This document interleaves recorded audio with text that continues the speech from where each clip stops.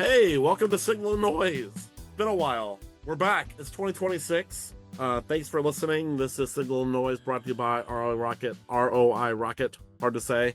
A market once company. My name is Brian Lamar.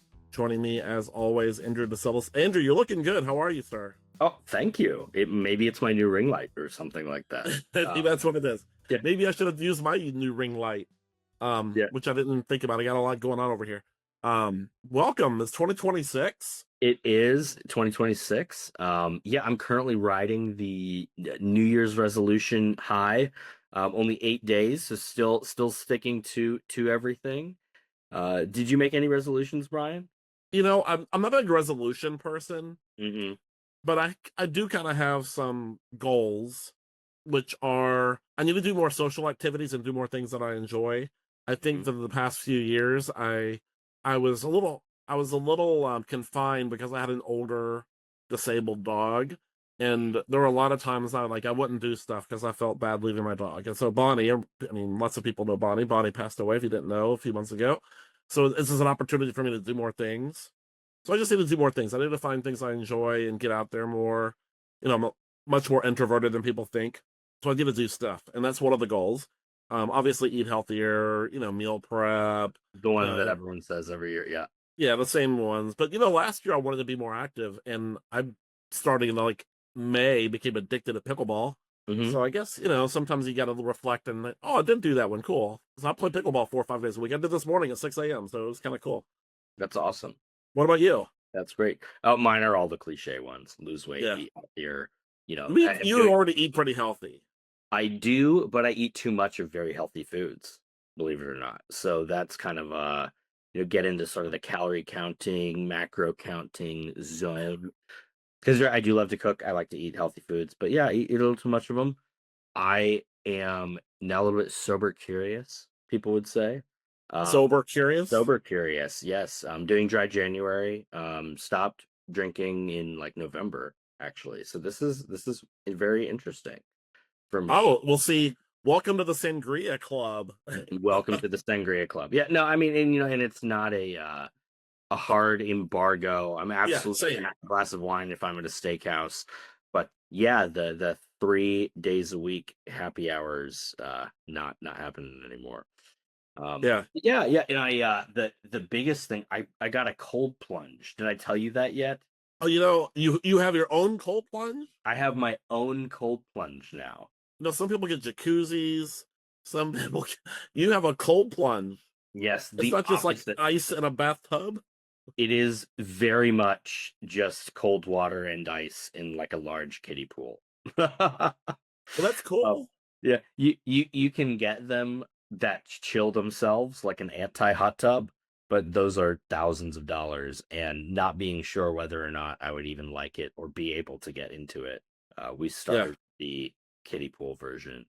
So far, really like it. It's supposed to be good for your mental health, and physical health over the long term.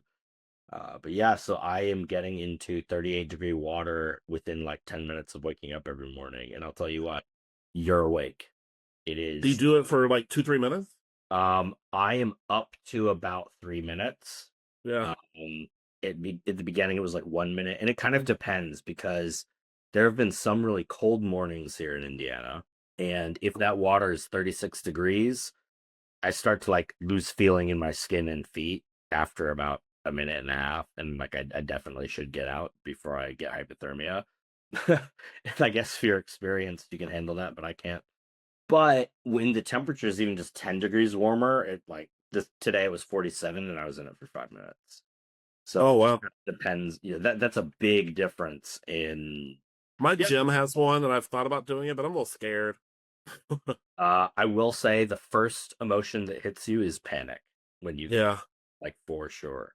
But anyway, so far, 8 days in, I'm all in on the cold plunge. Check back in this summer when I have to cool it with bags and bags and bags of ice, and we'll see if I still like it. Right. Awesome. That's cool, man. That's a good one. We didn't really have a topic today as of 9 minutes ago. Mm-hmm. But we haven't recorded in forever. It's been a month probably. We had a lot of interviews. Mm-hmm. A lot. We were recording 2 or 3 episodes a week for about 5 weeks. Right before the holidays hit.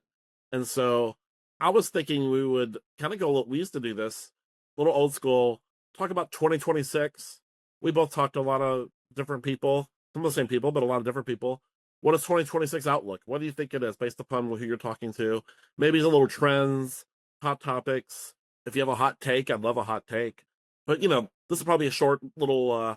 Hopefully, we don't get too ranty. Usually when it's just you and me, we get ranty. We'll see where this goes. No, this is a 2026 Outlook episode, Yeah, not a rant episode. Hopefully. yeah. So 2026, I think it's going to be somewhat similar to 2025. We'll see some slight growth in marketing research. It's going to be volatile. It's going to be scary at times, much like our economy and our political climate and the global political climate, with uncertainty around tariffs, uncertainty around growth. I think overall it's going to be a net positive. I think the stock market is going to keep going up. I think that earnings will remain strong.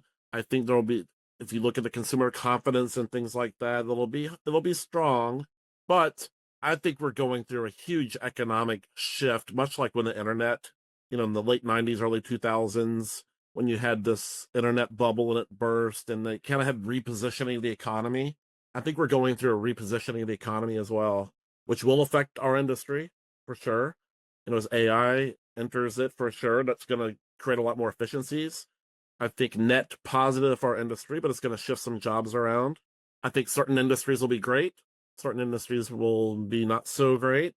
So, diverse portfolios, just like kind of a stock market kind of thing. This diverse portfolio of clients and industry work, I think, will be advantageous for people. I don't know if that's a hot take or anything. I don't think that's a super out there prediction.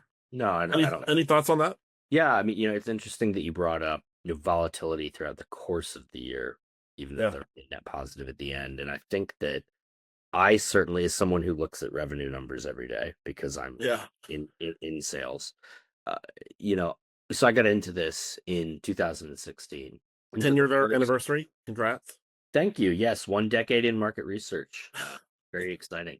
But yeah, when I kind of got into this for the first probably, let's call it 4 or 5 years, things were relatively stable. And I think what happened is that, COVID was such an inflection point in the kind of a confidence in the economy or confidence that stability would continue.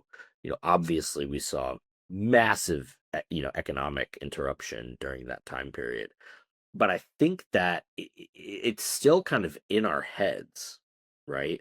We Yeah, are seeing a more reactive financial market where, if the stock market goes up, if the stock market goes down, or there's a new political event, there's a new, global geopolitical event. We see not just the markets, which of course are very sensitive and move every day, but we see like the behavior of company is changing more reactively to these current events. And I think it's a kind of leftover mindset from COVID. So yeah, given that state that we're in, and given the current political climate, current so when I say political, I mean like United States politics, and then geopolitical would be, like worldwide. um, yeah, there's certainly going to be things that are making waves in Q1. Absolutely. And we are going to see that play out in market research. I agree with you as well that I think market research will likely see growth, particularly because we are well positioned to adopt artificial intelligence. I think mhm, that, the services that we provide and some of the pain points that users of our services have will be solved by yeah, adoption and optimization of artificial intelligence. So, like the cost of market research will probably decrease. That's yeah, going to be something that's going to be difficult for us to grapple with, but the time that it takes to do a lot of the things that we do should be reduced for scale, for a company, for the efficiency of a company. These are all good things, but as far as for the overall revenue, we will yeah. to be aggressive in, like you said, diversifying and growing that base of clients, in order to make sure that we are, one, insulated from that more reactive relationship with the economy and with politics, but also to make sure that we're offsetting what will probably be a very competitive year, from Hmm. standpoint. Love it. I agree. And I think this is good for our industry. And when you sit there and think about roles in research, a lot of them are still pretty traditional and slow. Mhm. Like, if you probably talk to somebody in a different, more innovative industry, they'd be like, "Are you serious? This is what you guys do?" And I think that we'll become much more efficient and much more fast and hopefully much more consultative. Mhm. And we will be more researchy than project management and Mhm. executional. I think hopefully that's where we get as an industry, that we're more of an insights industry. Well, that's what we call ourselves, right? That's what we should call ourselves. I think software in our world is going to just explode, and it has to. I think the net good is an industry I would, I talk to students quite often. I think it's a good time to get this industry because students are coming in. It's kind of like, college grads in 2002 that kind of grew up a little bit with the internet. They came in internet savvy and were ahead of the curve. Now you have people that have been using AI as part of their daily routine and then their coursework Mhm. and everything they do, not just like work. Their lives are it's just routine to check AI and Yeah. assist AI assistant. We have new entrants coming in the industry that is going to just be commonplace, and they're going to come in with a different kind of mindset. That's Mhm. great, and have much more, especially in our industry, like a coding and a hopefully a critical thinking and problem solving background. So that I think net positive, net positive. Some are going to be challenged, and we see that in what's happening with smaller companies and larger companies going through challenges and layoffs and repositionings and reorgs. That's the kind of the pain we're going to have to get through. Some of that. Yeah, I agree. And I share your overall optimism. I think that the main threat to our industry has always been, you know, can brands answer the questions that they're asking in a different way? And in some ways, the advent of artificial intelligence and being able to have, you know, Perplexity run a super deep query, to have Claude analyze data, to do all of these different kinds of things to get a, like, maybe good enough answer in minutes. Um, maybe. But I think that at the end of the day, we see, huge leaps forward in fraud detection. Hmm. Are absolutely seeing buyers of sample become more and more educated on what they're buying. I felt like I was screaming into a void 6 years ago about data quality. And now when I talk to people, it's really resonating and they ask really good questions. And when we talk about the lengths that we go to verify panelists, to ensure that traffic is of good quality, they understand these things and they really resonate with them. And so Yeah, that's great for me selling sample, but yeah, it's wonderful for the industry as a whole because it kind of chips away at that hesitation to do research at all. I remember a long time ago, I was working on an RFQ with a very valued client for a large brand that made, how do I want to describe this without saying anything confidential? They made like lots and lots and lots of highly customizable, kind of like collectible items almost, right? okay, And so it is a like concept testers, okay, yeah, where, let's take 48 of these, let's put them in the survey, let's test them. And the CEO kind of said, like, well, let's just sell all of them and see which ones do better. Why am I going to waste time doing this? And I think that the better quality we can produce, the more sensitivity there is, the more accuracy there is in a forecast. It just makes yeah, the work that we're doing even more valuable. And so as that slow swing towards quality continues, I think yeah. it will result in growth for the industry as a whole. Love that too.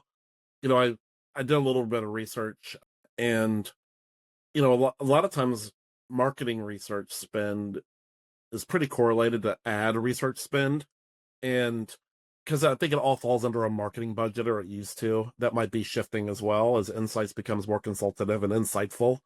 Maybe it shouldn't be under um, marketing budget, but that's a whole other topic. But global ad spend is supposed to be continue to grow 5%. But imagine the disruption in global ad spend in the past few years. And Yeah. you're not just putting money on a network TV show on a Thursday evening because Seinfeld and Friends and The Office is on.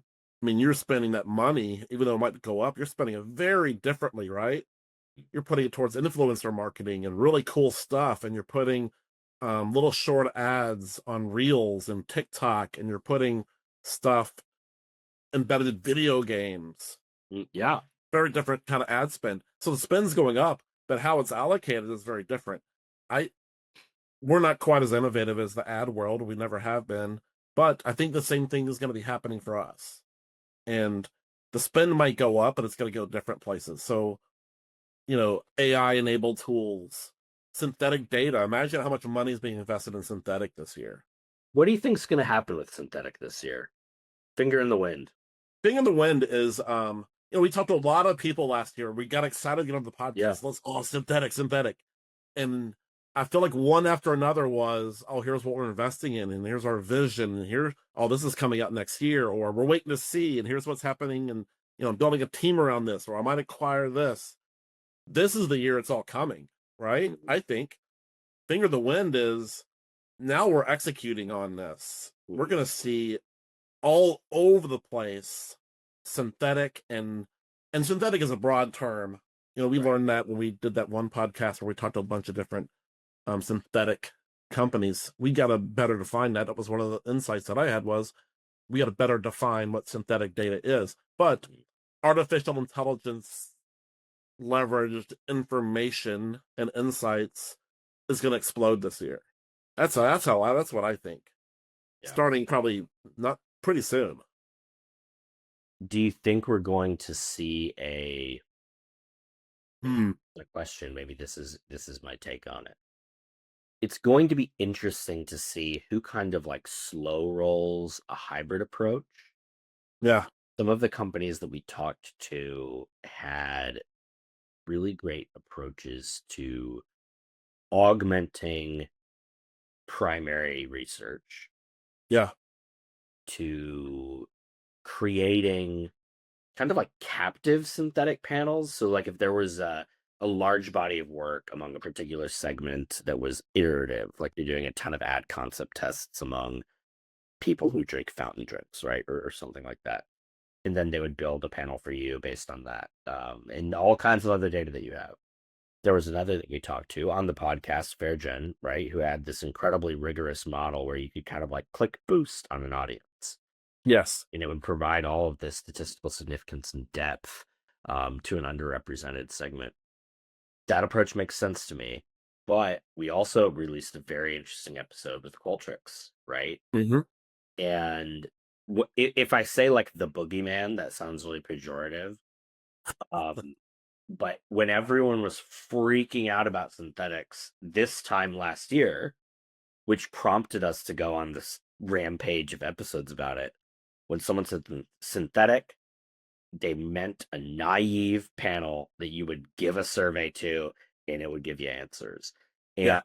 very specifically, and it may be Qualtrics, it may be someone else, as far as like when it's ready, when it's released, I think we're going to see a naive panel that will respond to unique stimulus come out. Mm-hmm. Oh.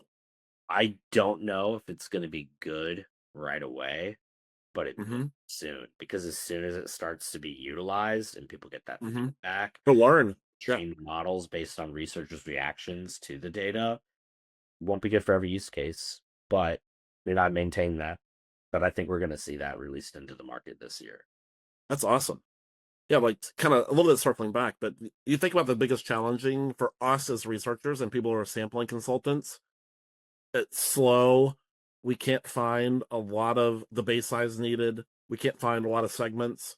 we can't append enough information about people, the media habits and their spend and things like that. Obviously, AI, whatever you want to call it, synthetic, but artificial intelligence and machine learning are gonna very quickly try to solve those problems.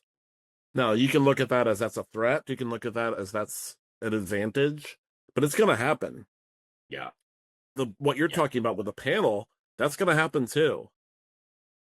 And those of us that that's a threat also, but that those of us that question the ability to detect humans and the insights that human beings offer, that's going to be hard to do. I think there's certainly going to be a need for real human beings, but there might be more scrutiny on the real human beings, right? Right. And I hope so. That's good for us. That As an I'm gonna industry and as a company with verified panelists. Yeah. yes. It'll be interesting to see how the nuance and the key insights that we've been delivering as long as this industry has existed, how that is going to shape out. Mm. Because some research, low risk research, sure, but the real insights and how companies make billion and trillion-dollar decisions, humans are needed to be in there throughout the whole, whatever you call it, new product development funnel or Yeah. whatever. And so how that process works is going to be not to look the same in 5 years as it does today or a few years ago. And so that's going to be fascinating to see how that plays out. And it's a cool time to be part of this industry to see how that plays out. Because we'll have another conversation this spring and summer, like we did this past spring and summer. Mhm. Hey, we talked to 5 synthetic companies, maybe the same ones. And this is going to be, hey, we talked to 5 researchers who are using synthetic sample. That would be a good episode. and it'll be a completely different conversation than it was. I mean, we Yeah. could probably do it every 3 months if we Well, and wanted. I think it'll be really cool to see, people will probably ultimately gravitate towards one of 2 use cases. One being they're going to save a ton of money and only use these synthetic panels. It's kind of scary. On the other hand, though, I think that it's just going to make the research better because if you Yeah, think about like, how do you choose a Super Bowl ad? Like, yeah, you're going to spend millions of dollars a second on this ad.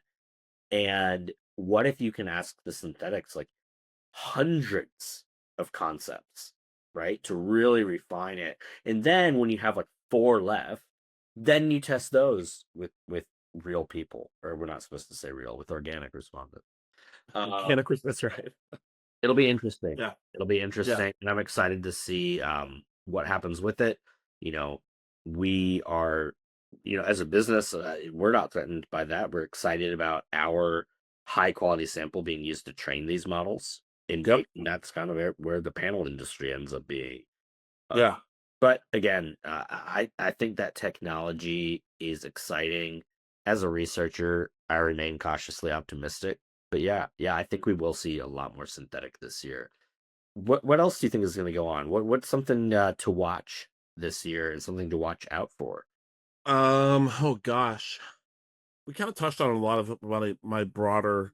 I think that the scrutiny on online sample is going to hit a tipping point this Mhm. year. I think that the acceptance of bad data is gonna it's hit its tipping point, I think, sometime this year. That's the big thing. And people are gonna be willing to pay more on price for real verified good respondents. Just because we have real verified people that we can say, oh, here's their LinkedIn profile and here's all their information and we've talked to them, doesn't necessarily mean they're a good respondent either. There's that whole thing that we don't really talk about is, oh yeah, we know you're at some point, right now we're just like, are you a human being? Like that's kind of the threshold sometimes. You have to be a good respondent and provide honest, insightful opinions too. I think that is going to be hopefully the scrutiny that we'll face this year. I think that's one thing. I think that more blurring of the lines of qual and quant. Yep. I think really cool qual quant hybrid stuff is going to really take storm this year. We've seen a lot of really cool tools that we've been able to test As alongside. you can solve business issues like you couldn't do before using all kinds of mixed methodologies and combining them into one. Yeah. Really cool stuff. As a researcher, some of the stuff we can do with our capabilities now. I've barely scratched the surface of even trying to think super creative with solving business issues. And we've both had this challenge that a lot of brands, maybe this is something too we should talk about, have kind of given up on solving some other challenges because they couldn't get them accomplished. I think Yeah. we can now, brands need to start thinking about what are the problems you didn't think you could ever solve? Right. Because now maybe you can solve them and cheaper than you think. Yeah. I hope that's a trend. Like, what are the biggest challenges that your brand, your product has ever faced that you didn't think you could solve? And let's think creatively on how to solve them. Yeah. Yeah. I think that 2026 is definitely going to be a year of innovation. I think we're Yeah, going to see a lot new products, and particularly with like being able to use AI to code software, that someone who's not a trained computer scientist can just build something with, by vibe coding it. We're going to see a lot of really cool innovation in the space this year. absolutely. And I think, consolidation is still going to happen. It's not Mhm. going to slow down. We'll see maybe even more of it. That's all. I feel like every year our industry is just ripe for consolidation. So I don't want to dismiss it, but that's going to happen for sure. But I'm excited for 2026. I think that like you and I personally, have been at the company pretty close to the same amount of time, Mhm. relatively around a year. And, we made some good career moves, I think. And I'm Mhm. really happy about where we sit, both personally, professionally, working with the company that is on the forefront of a lot of this stuff. Mhm. Couldn't agree more. We do really cool stuff. I think having verified, especially our B2B assets and Yeah, our healthcare medical decision maker panels, and those like those are just those aren't going to go away. And so we just got to be better at building them up and making them bigger and talking about it more differently, I guess. Not to be salesy, but yeah. I agree. Any closing thoughts on 2026? We'll see you out on the conference circuit. Where are we headed, Brian? I don't know. I've got a lot of speaking submissions that have gone out. So I'm hoping to be at SampleCon. Mhm. Haven't committed 100% yet, but it's in Lake Oconee, Georgia. I was there a couple years ago and it was there. It's a beautiful Ritz resort that was, oh my gosh, it was beautiful. Hard to get to. Downside of it, expensive, but beautiful. It was cool. IIEX, Mhm. Quirks, Hoboken, New Jersey for the Insights Association Ignite. That's in April. Almost assuredly will be there. Yeah. That's probably where I'll be. IEX, did I say IEX? Probably Yeah. there. Yeah, CRC. Well, the big ones after that. Yeah. And the University of Georgia, getting more involved in that program. They'll have a conference this fall as well, either in Atlanta or Athens, Georgia, and it's always good. What about you? What do you plan on doing this year? Yeah, a lot of kind of my normal travel, hitting up the cities where I have a lot of clients. But yeah, looking forward to SampleCon. Believe it or not, it would be my first SampleCon. I've never been. That's So I'm very crazy. much, I know, I don't know why not. So I'm very much looking forward to that. I always look forward to the IA Ignite events. I think those are really good events, and looking forward to that. Hopefully doing some more presenting this year. Um, Yeah. it's been a couple years since I've done that, and I think it's going to be a really great year. And overall, like you, very excited for 2026. And also, it's a big year for you personally. That's true. That's true. Getting married in May. Yeah, I feel like, based upon your instant messages and texts to me, you're planning out really the next 6 to 8 months of your life, like right now.